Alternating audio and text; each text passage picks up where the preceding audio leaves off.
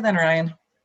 Okay, thank you guys very much. I will do a screen save here over a screen share. And let's see, make sure I pick usually I have a small little technical delay here because I don't pick quite the right one. Give me one more second. Am I full screen for everybody right now? Okay. All right, so I won't be able to see the chat during when I sort of have the presentation up here, but I'll try to pull out of it early. And then also with some really great email from Russ, I'll try to make sure that we at least have a good amount of time at the end for any questions. I think that these sessions were done as sort of a variety of different topics, right? They weren't just mental training. Yes, yeah, exactly. Yeah. Okay, so if you guys have questions, other areas of mental training or applying this stuff, then yeah, please let me know. All right, so I'll start. Yeah, so I work as a private consultant. I used to be the mental trainer for the Sport Medicine Science Council and Canada Games Service Coordinator for 05 in Regina Summer Games. Worked with cycling at that time as well. And yeah, so going back to those days, used to work for the council, but don't now. But this presentation is sort of sponsored and funded, at least in part, by the Sport Medicine Science Council. So yeah, that's where I worked from 01 to 05. All my degrees are sports psychology in kinesiology or sports science programs. So went to the University of Saskatchewan, then University of Florida. Worked for 5-6 years in 5 years in Regina, and then did my PhD at Michigan State. Worked for quite a while after that in a big mountain biking community at West Virginia University. So around the Appalachian Mountains, lots of folks like you guys there. And then, yeah, this is my 21st year and I have about 15 years coaching football. So I'll try to sort of be as practical as possible. I'll highlight a little bit and hopefully not bore you too much. Some differences that between what I do and maybe a bit more of an academic approach. But yeah, I'll try not to get too much. So the basic sort of goal for the presentation here for me is to share things with you guys that I hope are a little bit less common. They're not in the NCCP coaching sort of stuff. They're not the usual things that you see as soon as you Google. And they're, yeah, so trying to sort of transition from the stuff I have on the right to get a little bit more in detail, especially about why we set goals. So I think there's a little bit too much emphasis on what a good goal is. And that makes sense if you're a professor or if you're grading like, oh, is that goal a smart goal? But for the purposes of being a successful athlete and coach, goals have to be done differently than that. So yeah, I want to emphasize that.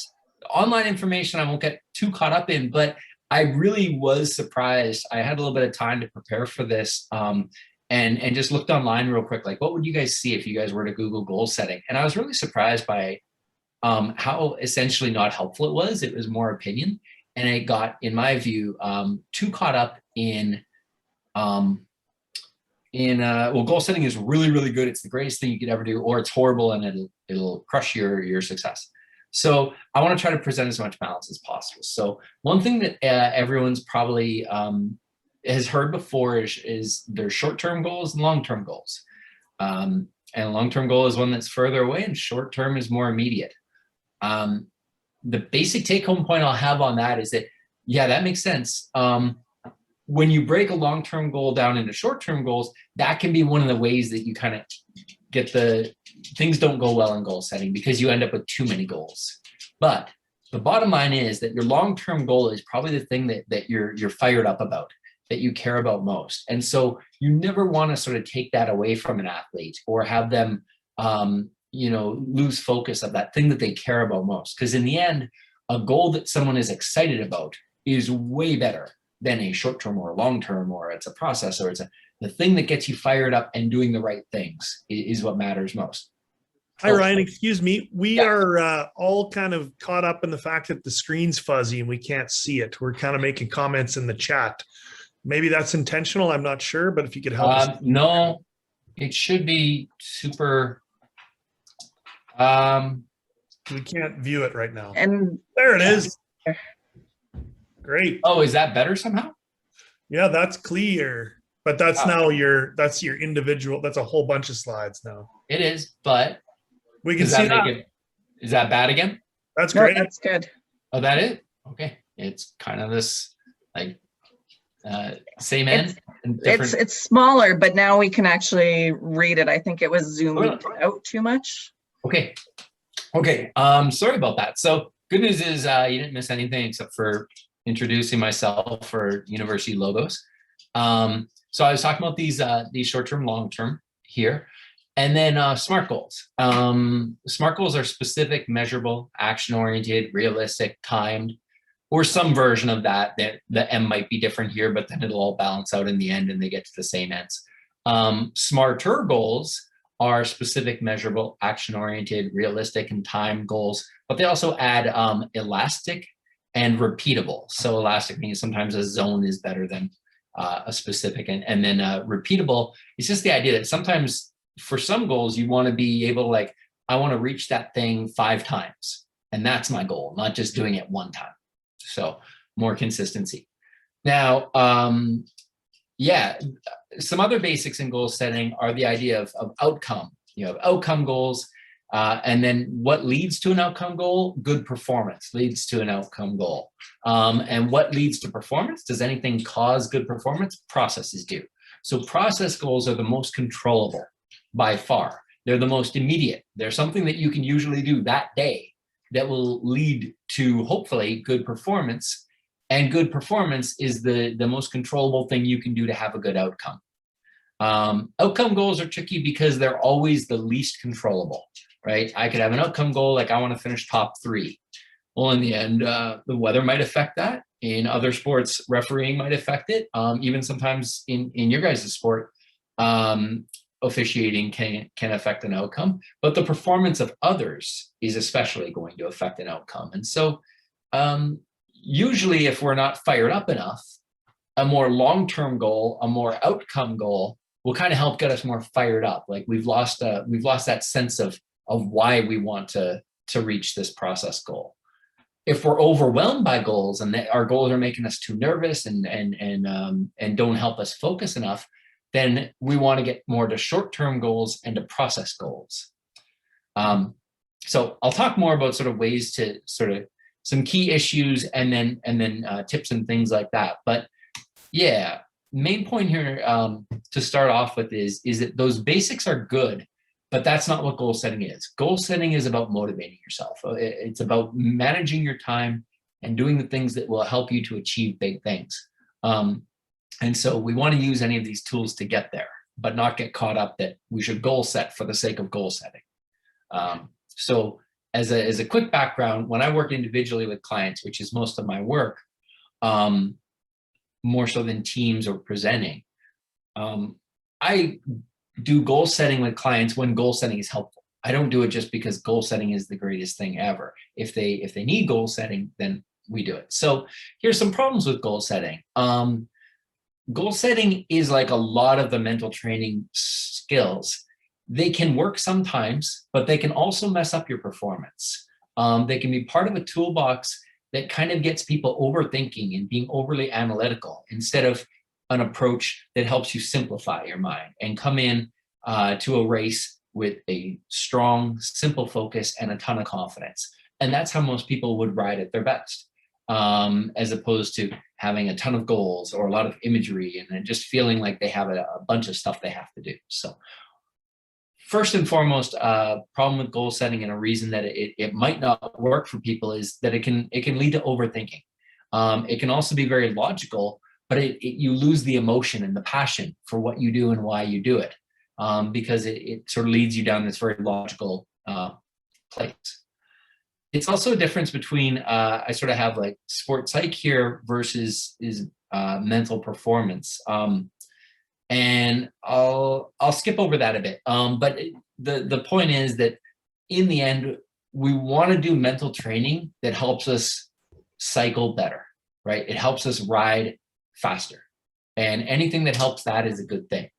So, oh, come on now. Okay, there we are. Okay, so Applied versus research. Another problem, just the Sorry, last- Ryan, I don't, Yeah. our slideshow didn't change if you just changed screens. Okay, was there, I didn't change screens, but Oh, I okay. added it. Do you guys see where it says applied versus research? No, we see fundamentals, SMART goals, progress, performance, outcome. Probably the title screen still, maybe. Okay, so we are having some technical issues. Let me stop screen sharing for a second here. And yeah, so we're a slide behind. Let me, okay, so I'll go to share screen and see if maybe I try to just do a desktop. And then by doing my desktop instead of the Prezi, I can maybe, so you guys see like my calendar in the background and things like that right now? No, right now, all we see is the normal Zoom. Okay, Okay, now you've started screen sharing. Now we see your perfect. yeah, background. Okay, so here we are in the Prezi world. Now I'll try this guy again. This is one good thing about a Prezi is it's not quite as linear. Where are we at there? Does that help? Or You're at overthinking logic versus patience one. perfect. Okay, that is where I'm hoping to be. So I'll just take a quick step back. So the last slide that we had was this basics, and that's where you guys saw this type of thing. Is that fair? So to these issues, yeah. So we want to try to do goal setting that is very, very practical and that we remember the purpose for goal setting. We don't set goals for its own sake or because people tell us to. We set goals because they will help us to solve a specific problem. And we can talk more about what those problems might be, but in the end, you have to have an approach that in the end, you're not trying to lecture a person, say, hey, logically goal setting should really work well. Instead, we want sort of an approach that listens to athletes and figures out their problems and how they can do their best. So I'll try to be more mindful of the slides and how they're progressing. Are we mostly on like a really big red slide right now with common problems? Yeah, that one switched when you did. Right on. Okay, I'll just move you guys over a bit. So most common problems, these are things that you guys can sort of use as a checklist or a coach can use to make sure that they kind of use goal setting well. Is first and foremost, having too many goals. Biggest, most popular problem. Goal setting is not effective if you have too many of them. Being sort of too intellectual or analytical or boring. If by the time you're done goal setting with a team or an athlete or yourself, you aren't excited by it, you aren't like really, really fired up that you're like, okay, I want to do this stuff every day because that's what's going to get me here a month from now and here a year from now and get me at this Canada Games tryout 3 years from now. If you don't feel that way when you're done goal setting, you didn't do it right. It didn't work for you properly. So yeah, we want to do it in a way that it does sort of get us fired up and excited again. So in the end, do you have a list of everything you could possibly do, or do you have a list that helps you to prioritize and focus your time? That would be one example of a time where I'd use goal setting with a client is they're kind of not as organized. They're not using their time as efficiently. They're not prioritizing. We need to work on taking a step back and saying, all right, what are the most important things? And we set goals for those and we prioritize those over other goals. That's also how we avoid too many goals then. And do you have a plan on paper? Something that's just, sort of very analytical, like writing a bunch of lists and overthinking? Or do you have something that really, really is going to be kind of like a roadmap that you get excited about? Lastly, last for this little bit, having inflexible goals, not being able to adjust your goals to see that, oh, I set that goal a bit wrong, or I'm doing even better than I thought I am. So I want to adjust my goals so that I'm constantly challenged, I'm constantly pushed, but I'm not overwhelmed. Those are sort of what we shoot for there. A poor, this STLTM saying a poor short-term to long-term breakdown. So for example, goal setting doesn't work well if you didn't break down and connect all the short terms are the perfect path to reach that big long-term dream of yours, then it's not going to be as effective. Having deadlines is very important. So a lack of deadlines, this kind of makes it where it can turn into a list that never gets done.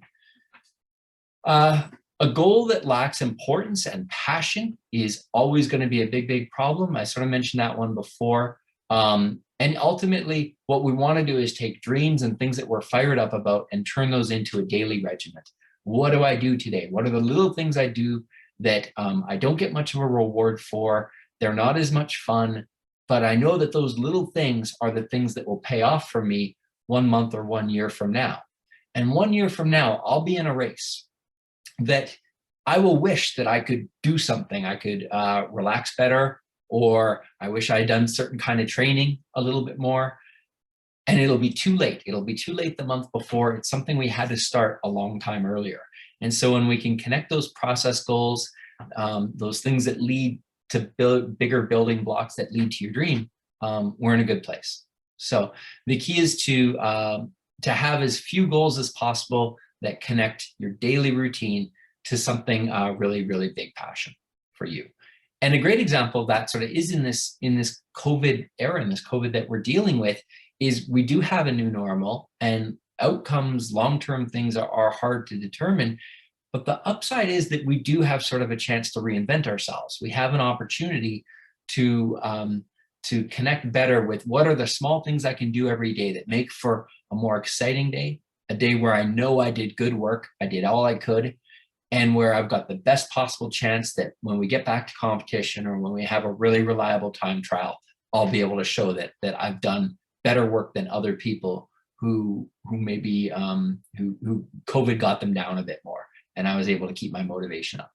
That's the goal really for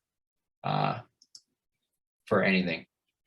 I am stuck in this, but I got out. All right. So here are a few keys. Strategies to help you use goals to improve your performance, your development, or your enjoyment of the sport. So goals can help your motivation, right? If you're lacking motivation, use goal setting. They can also help emotions a lot. Here's an example. I'll just take a quick second. I mean, you could do this in cycling too, maybe with, you've got a 5-lap, a 5-lap course. And because of a technical problem or an equipment problem, or you had to fix a tire, you're 3 minutes behind. Well, if somebody thinks that they have to make up that 3 minutes in the next 10 minutes or in the next length or before a hill, you're going to be overwhelmed by how intense that challenge is. I mean, it's just overwhelming just sitting here to describe something like that. But if you're thinking, all right, I got to make up 3 minutes and I've got 4 more laps to do it. All I have to do is get on track first, then I'll worry about time second. You're changing your focus, you're changing your purpose, you're changing your expectations. All those things are different goals, essentially. So short, simple strategy is, if you're ever overwhelmed by something, this could be in school, this could be in life, this could be in sport. The thing is making you nervous and it's just too big. Like, we're down by 3 goals, so we have to score 3 goals. The next shift, I'm out there.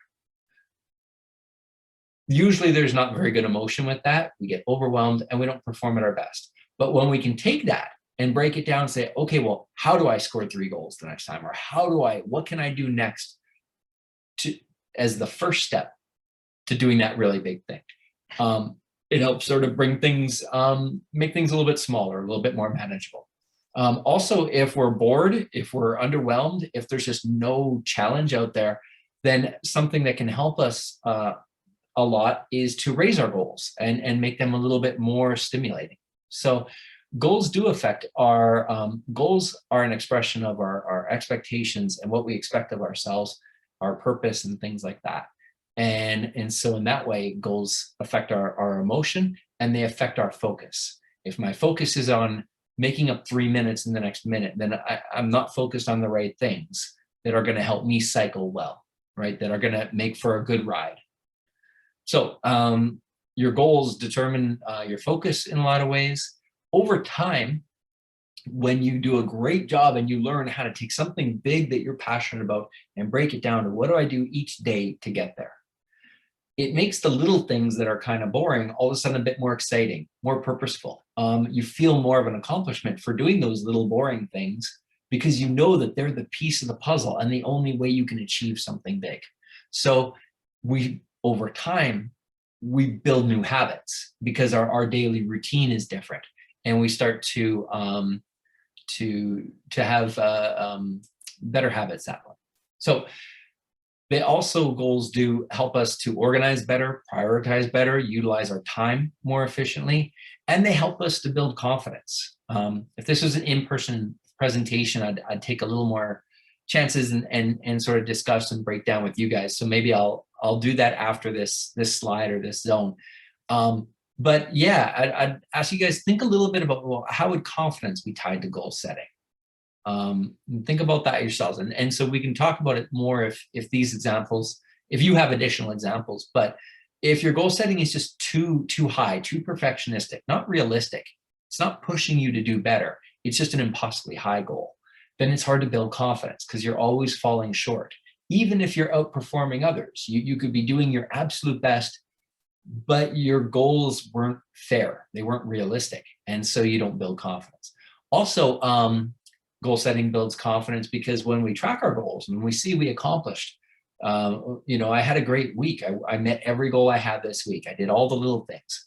When we do that, we see our successes. And for working with athletes in their mental games for over 20 years and coaching with people for so long now, one way that I've found people tend not to be confident enough is because they don't take the time to just acknowledge that they do things. They sweep their accomplishments under the rug and they diminish them. And so goal setting forces us to look at our successes. So what are some tips? What are some additional things that you can do to get these outcomes? Well, one good thing about a goal is you write it down. Now, the bad side is it's a piece of paper. It's not action. But when you write something down, you get benefits like what I just described, where you build a little more confidence because you see it. You can also be more committed to it because you wrote it down.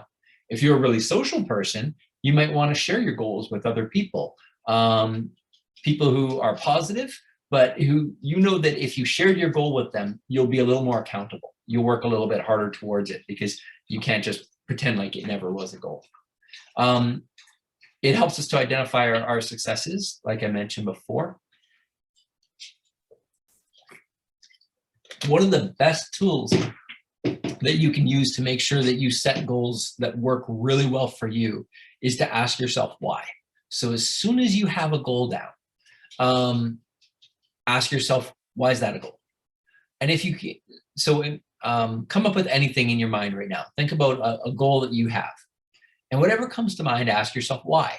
If you can't answer that why really, really quickly, and really strongly, like you feel really confident, that's a goal because it's I want to be that good, or because that's going to help me to be good, or whatever your answer is. If you don't have a why, it'll never be a goal that moves you. It'll never be a goal that's really successful. But another question that goes well with why is how. So how am I going to accomplish that goal? The how question connects us to that process again, and it always makes the goal more controllable. Controllable is great. I've mentioned it a couple times because when we can focus on something we control, it means that we're investing our time and our effort into something that if I work hard on it, I should get good results. If you work really, really hard at winning the lottery, and everybody in SaaS sport loves the lottery, I'm not knocking on the lottery, but if you work really, really hard on the lottery, you will become a very frustrated person because you have no control over being able to do well in the lottery. Asking how focuses on controllables, and controllables are like, imagine that we had two teams in a tug of war, let's say, and the 5 people on my team are completely focused on the rope and pulling the rope as hard as they can. The 5 people on the other team are a little bit focused on maybe a party after the tug of war championship. Some are focused on last year's championship. Some are focused on, well, what happens if this round of the tug of war championship doesn't go well? They're all focused on different things.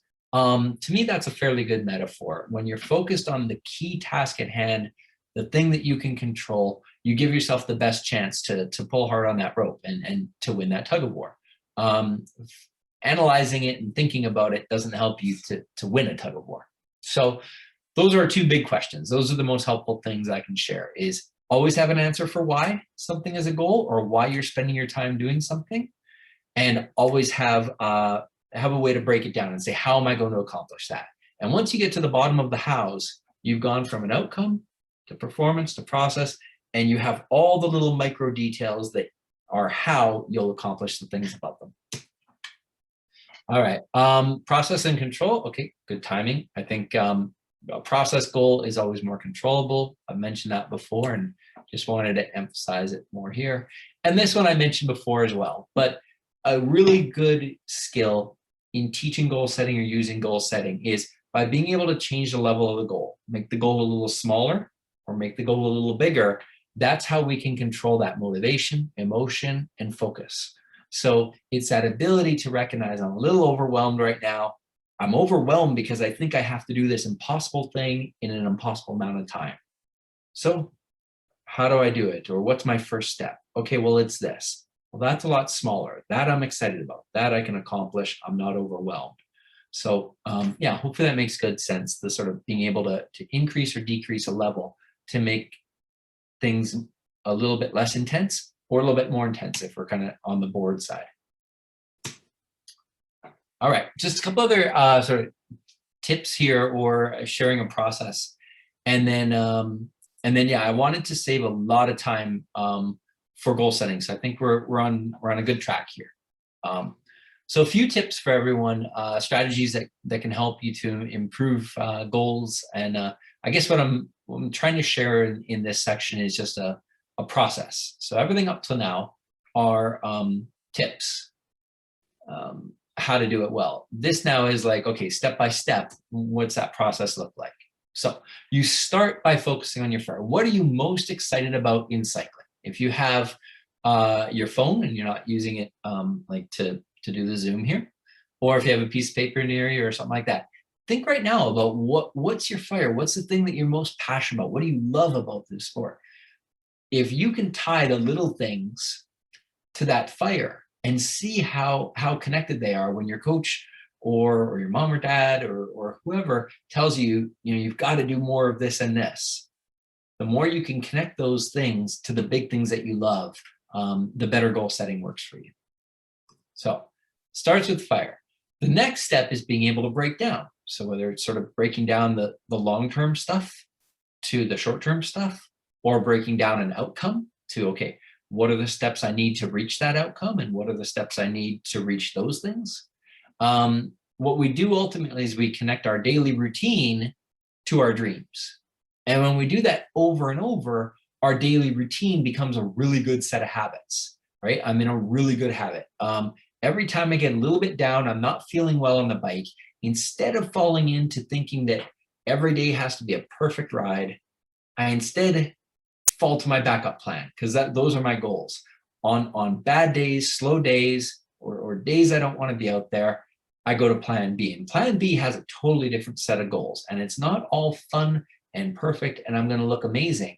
Instead, the plan B is, all right, how do I get feeling a little stronger? How do I push through a little bit more? If I can get through this workout and feel as strong as possible, know that I put in the best effort possible. I didn't quit. I didn't get down on myself because it's a really I'm not feeling good today. Then I know that tomorrow I'm going to feel better about that workout. But the only thing worse than having a bad day, having a day where it's just really hard to push through and to leave everything out there on the road, the only thing worse than that is a day where you feel that way and you quit. You gave up on yourself. You got frustrated. So you've got this backup plan instead. And if you keep working that plan that I just gave an example of, all of a sudden you create a different mental habit where you're really good at focusing on, okay, here's perfect. Here's what I want to do. Here's what I'm ready for. And if the plan falls apart in your pre-competitive routine, or it falls apart in the first lap or the first 2 minutes and things are just off, then you've got this really good habit of being able to kick into, okay, now I'm taking my goals from being way up here to real simple little performance goals. I just need to get myself riding a little better, feeling a little stronger. And once I do that, what happens? I do start feeling stronger. I start feeling a little better out here. And once I start feeling better, now I can raise that goal up a little bit higher. Okay, now I'm gonna push things a little bit more. And 30 minutes later, you're right back to where those goals were at the very start of the race. You didn't quit. You got yourself back into the zone, and you're performing better. Yeah. So, but anything that you can do a good job of repping over and over and making a routine of, and this ability to make goals smaller or bigger, or the ability to break down something big that you're passionate about into the small little steps and then getting passionate about those. Anything that you work on a lot over and over is like riding a bike, and it becomes a habit. And when it's a habit, all of a sudden when the pressure's on or things are falling apart in a race, we fall back on our habits. And if our habit is quitting, or our habit is getting overwhelmed, or our habit is, once I get really nervous, I get tight and I don't do well, then things won't go as well in competition. But if our habits are being able to cope with those a little bit better, be able to adjust our goals before competition or even during competition, we can adjust our goals. Then yeah, we have a better chance of performing well. So I just drew this silly sort of thing here where, yeah, we have a big moment, but by the time we're done our goal setting, that big moment becomes a little smaller, because what we focus on accomplishing this month and ultimately this day or this week, that becomes something that we're even more excited about, because it's the controllable thing. It's the thing that I can actually do that's going to get me to this dream. It's the best possible plan to get there. It's my training program, my practice. So that's sort of the breakdown. Now, I mentioned before a bunch of things like SMART goals and short-term and long-term and so forth. I'm going to get back to these at the very end, but here's sort of a checklist for everyone. When you write a goal down, ask, why do I have that goal? Again, if you can't answer it, it's probably not going to be a very good goal. Or you maybe have to talk to a parent, a coach, talk to SAS Cycling and find out, why are you recommending that goal? Why does everyone tell me this should be a goal? If you understand it better, you're going to believe in it more. You're going to own it more. It's going to be part of you instead of something that you were told to do. All right. Also be able to answer, what are you going to do to reach that goal? How are you going to reach that goal? You should be able to answer those questions too, right? Those are the most important. Ultimately, when am I going to accomplish this? When am I doing this stuff? Putting dates on things is what makes it a bit more structured, organized, and we make sure it's just not a thing on a piece of paper. It actually gets done. Okay. Who can help me to reach my goal? That's a great question. You've done your goal setting plan. It's as small as possible. It's as simple as possible. And then ask, who can help me to accomplish this? Who will help me to monitor my goals or test for my goals or anything like that? So we're all social folks. And even when we do individual sports or a sport that I love, but not everybody in the world loves, there are still a ton of people out there who can help you. And there's a community that loves what you do or wants to help you out because they like you. So try to use people too to reach your goals. It helps a lot. One of the most important parts of motivation, there's these like 3 really core things in sports psychology that determine how motivated a person is. And one of them is relatedness, connectedness to other people. We're always more motivated that way. And a quick example of that would be why we're so successful at hockey here in Saskatchewan compared to other countries. There's so much support system, so much of a culture around it that it's one of the biggest factors for our success. All right.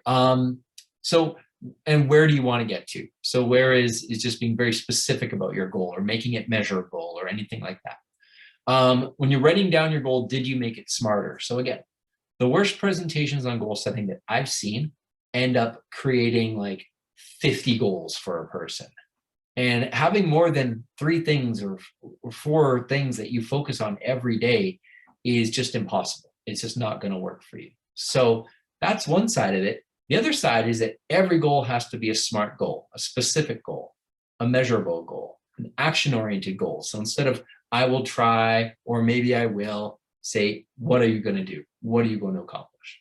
Okay. Realistic goal is just one that's not too high or too easy. And a timed goal, we've talked about that one before. So instead of saying that a great goal is a SMART goal or a smarter goal or it fits an acronym, instead, no, a great goal is one that we're passionate about and helps us to do the work to reach that goal, period. That's all there is. You have passion and you have a plan. If you have those two things, that's a great goal. A well-written goal is one that accounts for this SMART acronym. Okay, so I would never like, okay, your goal is to write a really good SMART goal. That's good on a test in a class or something like that, but it isn't going to make an athlete better. What will make an athlete better is a passion and plan, and connecting those together. SMART goal is just a good way to proof and make sure that we wrote the goal as well as possible. Oh, I could make it more specific. I forgot to put a time in there at all. When am I going to get this accomplished by? So we just add a little bit of detail that way. Okay, I'll sort of go back to this sort of main, yeah, you know what I'll do is I've got these take-home points. So I can, yeah, I can go back to those in a bit, but what I'll do is so that I know how much time to spend on those, and then also some slides from the Sport Medicine Science Council. Why don't I, if it sounds okay to you guys, I will stop sharing my screen just for a bit here, take your questions, and then I can either wrap up in just 2 minutes at the end there, or if there aren't too many questions, then I'll do the wrap up in more slowly and put a little bit more time into each one. So if it's okay with you guys, stop sharing my screen. Okay, is everyone back to the seeing everybody, or however you have your gallery set up? Holy cow, we got a lot of people here now. So yeah, fuzzy is for me too. Okay, so from what I've talked about so far, does anyone have any questions? Is there anything that I could have explained a little bit more, or I could give a specific example of, or you want to share a specific example and we can like work through that?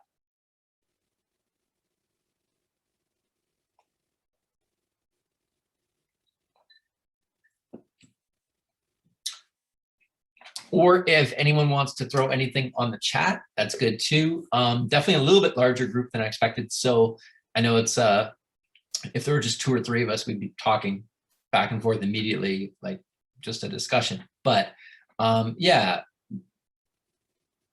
if you got a question, throw it out. Because honestly, that's usually like the best part of a presentation for me is the ideas or the questions you guys have are usually really like, oh, that's a great way to discuss this instead of just talking about it kind of in theory.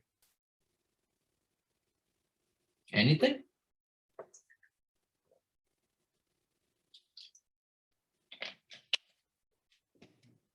Please repeat the question. I was multitasking.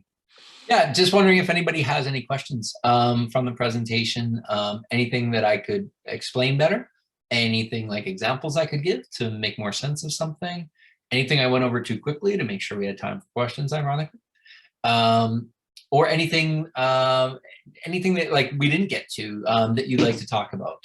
Examples of cycling experiences, things that make cycling really hard for you, that somehow in the mental game, like maybe there's some tips I could have, and maybe they're not even goal setting, but other topics.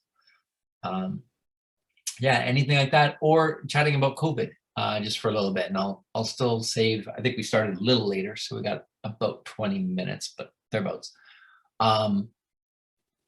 Yeah, so we can also chat a little bit about COVID and challenges from COVID, but also opportunities from COVID.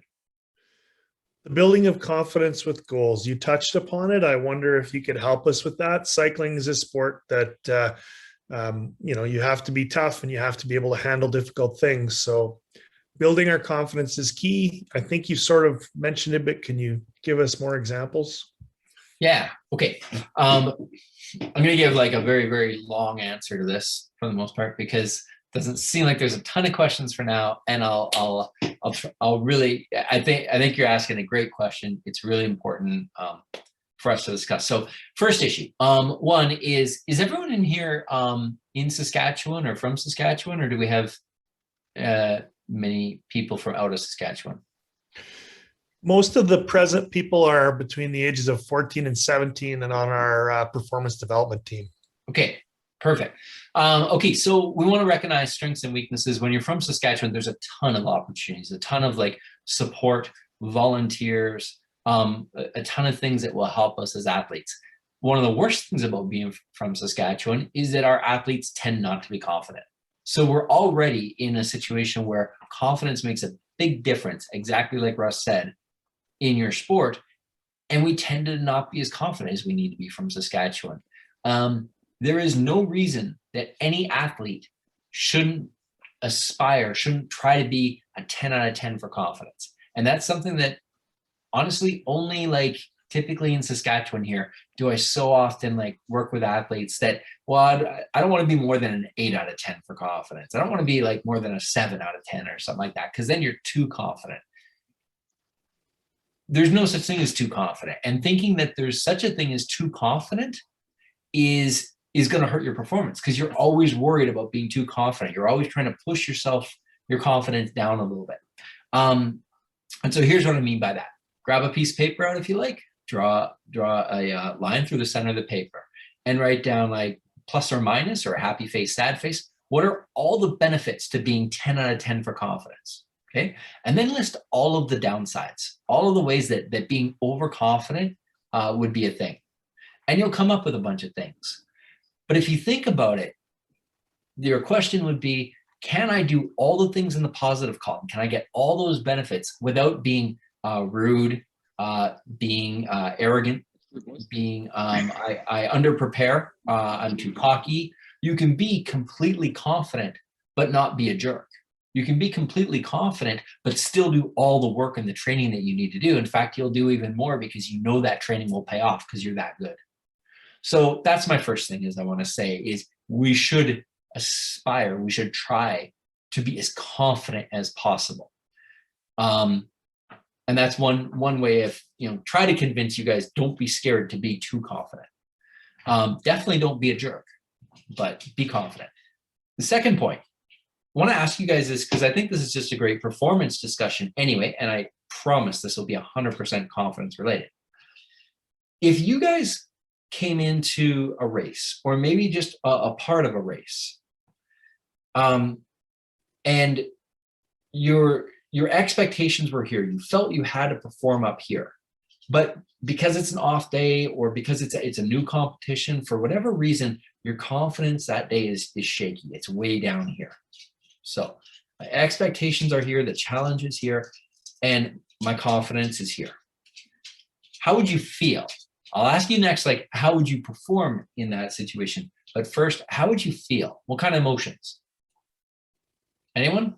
You can throw it in the chat, or just unmute and throw your thought out real quick. How would you feel if the expectations were here, the challenge was here, and your confidence is down here? Overwhelmed. That's good. Perfect. How does anything in that family sound? Overwhelmed, anxious, worried. We would probably get to overthinking. We'd probably end up with a lot of, what if this happens too? What if that happens too? So a whole bunch of analysis instead of feeling strong and light and quick. So for any athlete to perform at their best, the general strategy is to try to have your confidence and your expectations as close as possible. This is a really important thing. In fact, I think that it's the most important, literally most important, guaranteed top 3 most important mental skill that anyone here can develop is a really, really good ability to adjust your expectations to meet your confidence. So if you're not feeling as good, you bring the goals down, you bring the expectation down. And I worked through an example of this just a couple minutes ago. But when you bring that down, all of a sudden, instead of feeling like I have to do this impossible thing, I just feel, okay, I don't have to do that. I just have to have one good lap, or I just have to have one good kilometer where I just feel a little stronger, a little better. Okay. Or I go back to the basics and I just focus on my technique and just have a little cleaner technique for the next 2 clicks. Okay. All of a sudden you start feeling better. You start feeling, okay, my confidence is building up. I'm doing better. Now you raise your expectation again, and you work your way back up into performing at your best. But it comes from not keeping an impossible, unrealistic expectation that frankly is like too much water above you, and it's just going to crush you like you're in the bottom of the ocean. So there's a point where your expectations crush your confidence. They crush your performance. And they create a lot of negative emotion. So the key then is the more we can build our confidence up to like that 10 out of 10, the more we can always have really high expectations, constantly push ourselves and perform really well. I'll give you guys like a quick sort of analogy. Imagine that you guys were riding against me, and imagine, well, let's imagine that I am what I am. I'm a horrible cyclist, that we're just going to do like a speed trial that's like just super short, like just a kilometer. And 100 meters in, like you can't hear me. You like, I'm dead probably behind you somewhere. 100 meters in, it's over. Do you guys think that you would have a fast time trial? Fair to say, like, it wouldn't be your fastest, right? Also, if 100 meters in, I'm like 50 meters ahead of you. And I'm just like, how is that old man that fast? This is ridiculous. Where is he from? Then some of you might still do well. But if I was just blowing the doors off, you would probably be like quitting almost, right? Like you're just, it's not going to be there. Imagine though that I'm just a little touch faster than you, and it's like, oh, holy cow, this guy's really good. He might be better than me, but I think I could beat him too. And I'm just a little ahead of you, right? Like one length, like you could draft off me the whole time. That's a key to sport, right? If it makes sense that what I just described, the one case sounded really boring, the one case was overwhelming, and then the other example is like, well, that's kind of exciting. Like that's what I ride for. Try to make everything that you can make in life, in school, in everything you do, exactly that. Make it a challenge that's just a little bit ahead of you, just a little bit like you're just a little out of reach, and you'll push yourself. What I do in sports psychology actually was invented as a science because of cycling. It's a sport of cycling where the first sports psychologist was ever born and the first sports psychology was ever done. And it was just a person who realized that everybody, every single cyclist 130 years ago was faster competing than they were in a time trial. Nobody just out there on their own could go as fast as if they had people around them to push them or to pull them. So, and it wasn't just physics, it was that challenge, being just a little in front of you. So my point is that every athlete performs at their best when there's just a little bit of a challenge, not overwhelming and not boring. And for the highest challenge possible, we have to then have the highest confidence to go with it. That's why the greatest athletes of all time, whether it's Lance Armstrong, love him or hate him, Muhammad Ali, or anyone else that you can think of, LeBron James, Serena Williams, the great athletes are always seem incredibly confident. And you just have to be able to not overthink, to be able to have and accept the biggest challenges, and to be sort of a bit of a perfectionist. You can't be a perfectionist and not keep your confidence really strong. Otherwise, you're just going to beat yourself up all the time because your expectation's here and you feel that you're down here. So you just beat yourself up constantly and you get worn out from that.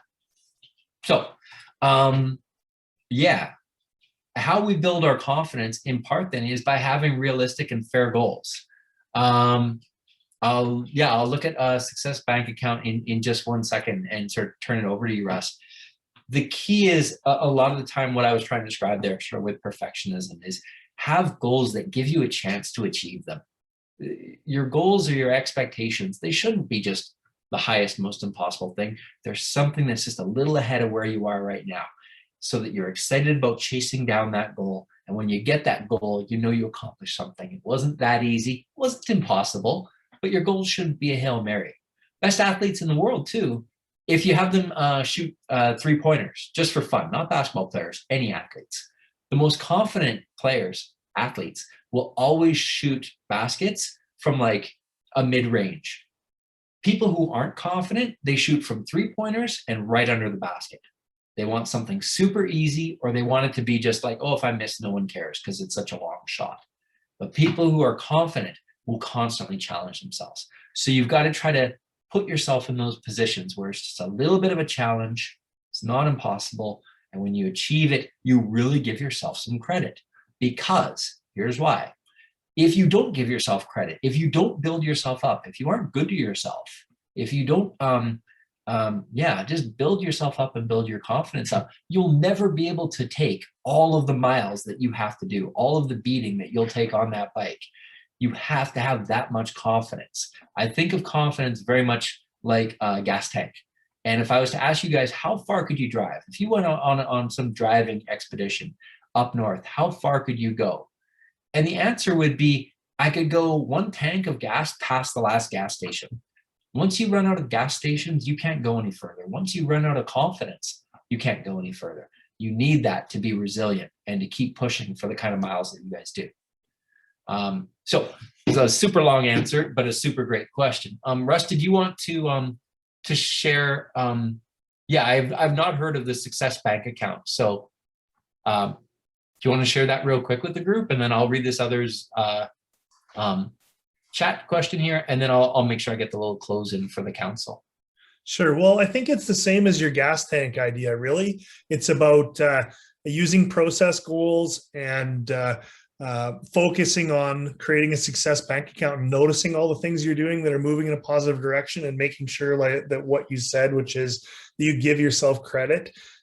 Because out there, there can only be one. To be the best, you need to know it, because everybody else wants it.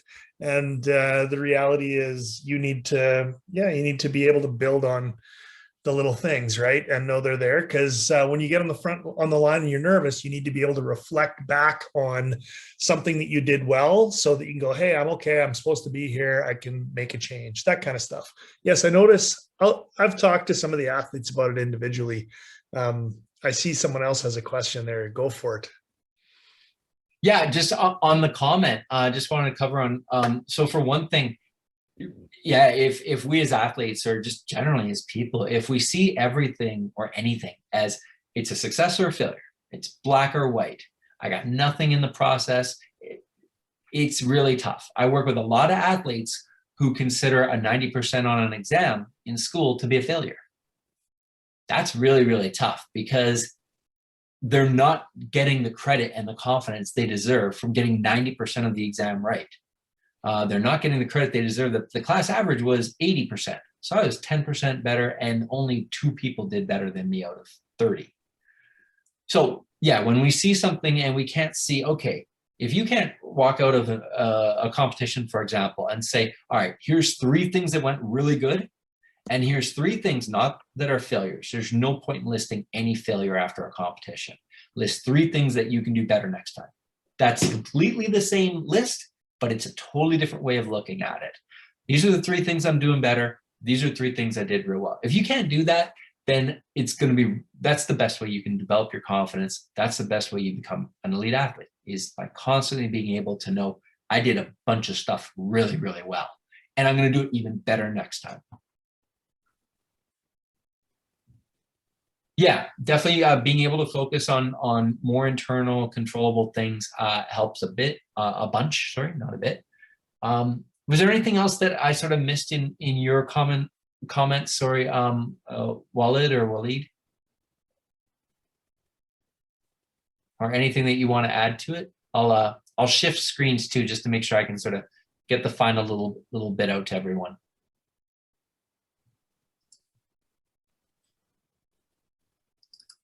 Okay.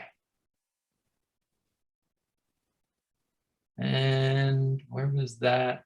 All right, I will try to hit this one more time. Is that okay? Do you guys see this screen? Okay, so the take-home points. Do goal settings for the right reasons. Don't set goals because you're supposed to, or you hear that people do it. Do it for the reasons I mentioned. You identify your passion, and you have a plan to reach those goals, okay? It's a means to an end with no inherent value. What I mean by inherent value, since it's a little bit younger audience, is just that goal setting does not help you just for the sake of goal setting. Good goal setting helps you. It's like practice. Practice does not make perfect. Perfect practice makes perfect. Okay, have a why and a how. Those are the 2 most important and simple things I can say about any goal. That's the gold standard for me, a why and a how. Because those speak again to passion and process. Don't overthink or overanalyze. I'll just speak to that one real quick while I show these slides in appreciation for Sport Medicine Science Council, because you guys can find lots of other good information on there, or find out if you have extra sponsorship or funding for you as elite athletes or reaching certain levels of success. So Yeah, I spoke to it more at the beginning of the presentation, but I just really think it's important not to get caught up into where in any of this stuff you think too much of like an analytical process. List makers, people who love to make lists, they're not bad lists, but people who are list makers tend not to be list doers. They tend to like keep writing lists, but not getting them done sometimes.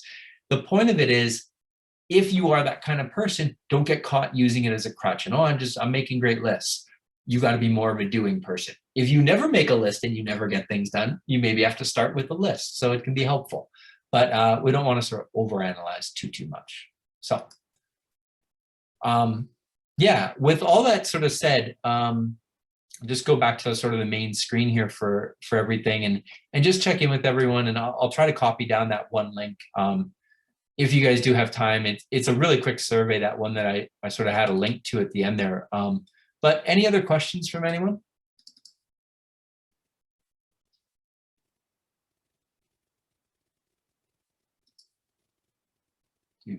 Okay.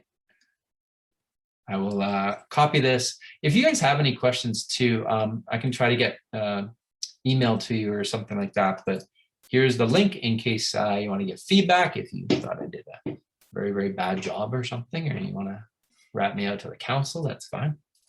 Yeah, otherwise I'll keep in touch. Maybe what I could do is hopefully, oh, Sarah, I'd sent a copy of the presentation. So if I didn't include my email address with that, or nobody has it, if they want to reach out to me or just discuss the presentation or like some ideas or things they were a little bit shy, yeah, just let me know. I mean, if it's a bunch of stuff we talk about for weeks and weeks, then it might be a little different. But you know, if anyone was a little bit shy and just would like to chat about some of these things a little bit more, like, you know, no one's going to send you a bill. So yeah, I can certainly pass along your email if anybody wants it from yeah.